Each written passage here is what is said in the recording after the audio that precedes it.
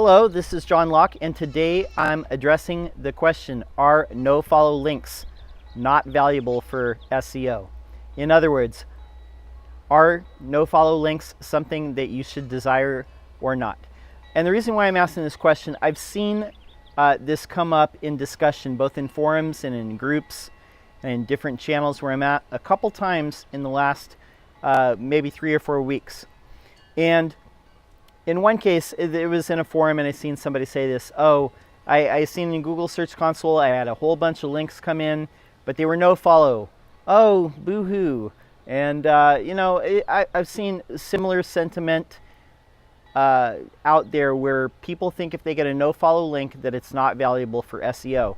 And I've seen people write articles about this. And in fact, I think the top spot for are no-follow links good for SEO, I think right now says that they're completely not valuable. But what I am here to do is change your mind a little bit about the actual value of a no-follow link. Let me explain what a no-follow link is if you do not know. So when other websites link to your site, it passes what's known as PageRank or link equity. It basically gives a little bit of voting power from their site to your site. It passes a little bit of the domain strength over to your site. And generally speaking, links are followed, meaning Googlebot follows them, crawls links link to link throughout the web, and crawls those pages and indexes them, and also passes a little bit of that page rank. That's how it's always worked. No-follow links are something that was introduced a long time ago because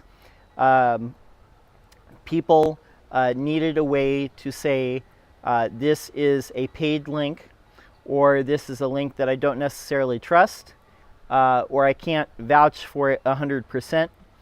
And generally speaking, today, no-follow links are used for affiliate links, sometimes for paid links, definitely for ads, but Googlebot does not follow a no-followed link. If you put rel equals no-follow on a link when you're making it, Googlebot will not follow that link. It will not crawl the page that you're linking to from that link. It will also not pass any page rank.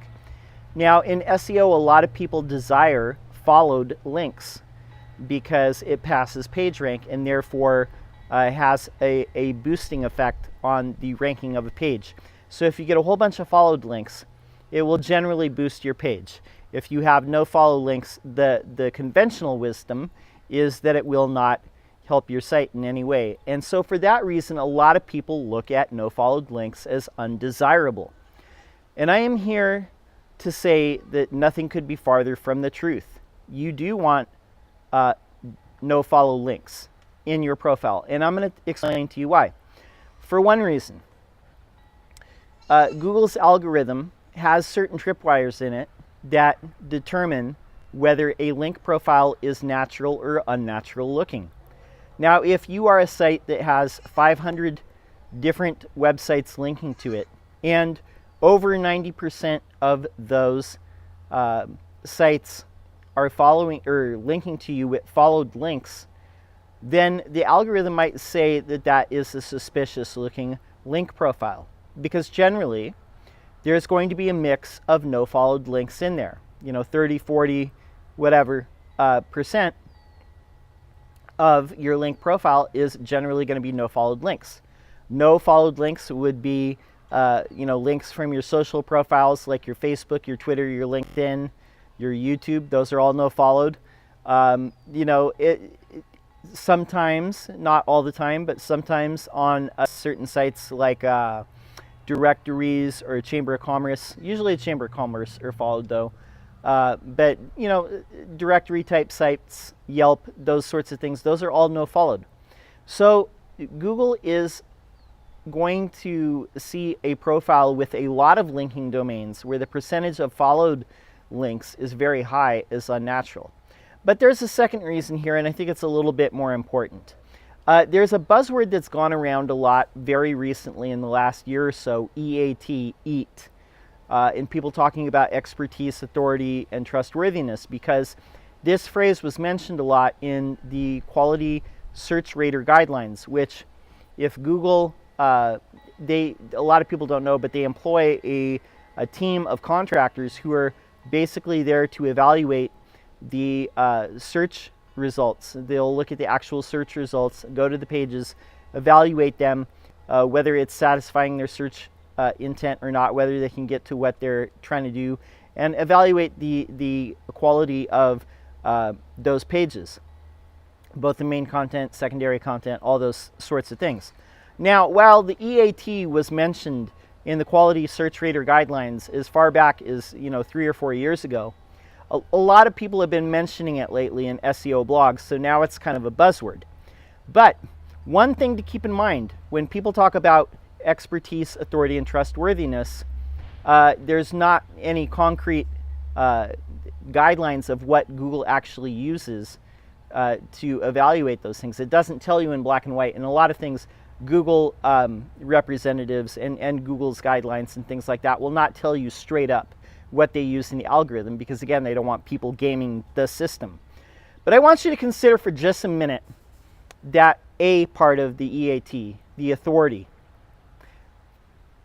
Where do you think Google gets an authority? How do you think that Google evaluates authority of a site? Is it because you say you're an authority? How does Google evaluate authority? I want you to think on it for a minute. Google evaluates authority by the types of sites that are linking to you.